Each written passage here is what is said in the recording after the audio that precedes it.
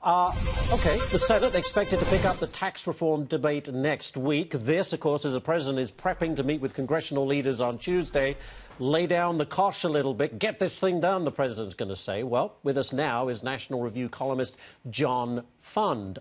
John, thanks for being here. We have, 15 days left of actual legislative days for the Senate. Can they get this done, or are we still going to get hung up on some of these issues, like state and local taxes, repealing of the Obamacare mandate? I mean, can they get this done? They may have to if they have any chance at all of going to the voters next year with a record. Roy Moore and his Democratic opponent are going before the voters on December 12th. Right. If the Democrat wins, the Republicans go down to 51 seats. That makes it very problematical in passing a tax reform bill. Even with Roy Moore, he's, shall we say, unpredictable. Right. So I think the current thinking right now is get a bill passed before the election in Alabama on December the 12th. As for these other issues being resolved, they can be hammered out in conference committee. The key is the Senate has to pass the bill. If they can hammer it out in conference committee, that probably would be approved by the full Senate, even if there was a change in Alabama. What's the key stumbling block in your mind? The key stumbling block is there's a bunch of senators who want always just a little bit more. Right. And the one advantage Mitch McConnell, the Republican leader, has right now, he's saying, look, the bazaar is closing on December 12th. Yeah. The souk is gone. There's no more dealing available. You got to take what you can.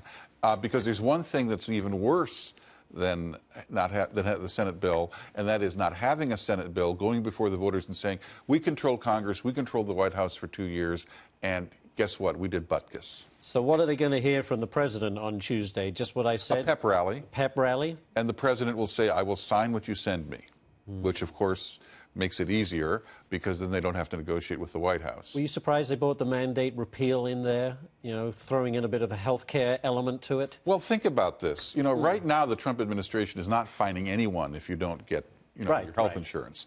So that score there, that $300 billion score, makes it much more difficult to get other parts of the tax bill scored under a static model. So if you can put in the individual mandate, it really doesn't change anything because people aren't being fined if they don't get health insurance, and it gives you much more breathing room to get other things into the tax bill and, shall we say, give some of those goodies away to the senators who are demanding who are just wanting their little piece of it.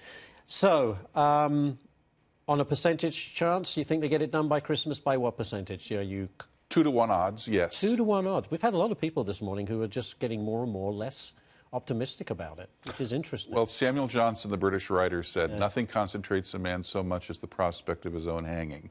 And I think politicians are very much like that. If they don't get this done, that race in Alabama could basically make it even less likely. And, of course, the longer this lasts, the more that the opposition, the special interests, the K Street lobbying crowd will gather forces and try to stop the bill. We had a small business owner on this morning who said hates this bill, both Senate and House versions, because it doesn't do enough for small businesses, which she argued was 90% of the economy. But it does more than the status quo. That's true. That's true, but she just says it's all tilted towards the big giant corporations that get the 20% or whatever. Well, that's been the problem with our tax code from the very beginning. Those who have the lobbyists and those who have the clout get the most. This at least gets the beginnings of tax reform, gets the beginnings of equity as to how small business and subchapter S corporations are handled. It's a starting point, and beggars can't be choosers when it comes to tax reform. So you're definitely in the Stuart Varney camp. Something is better than nothing. And something has to be done, or this Congress is branded a failure. Yeah, it's toast, Republicans as they say know in that. the midterms. Yes. All right. John, thank you very much. Appreciate it for being here on this Friday. Thank you.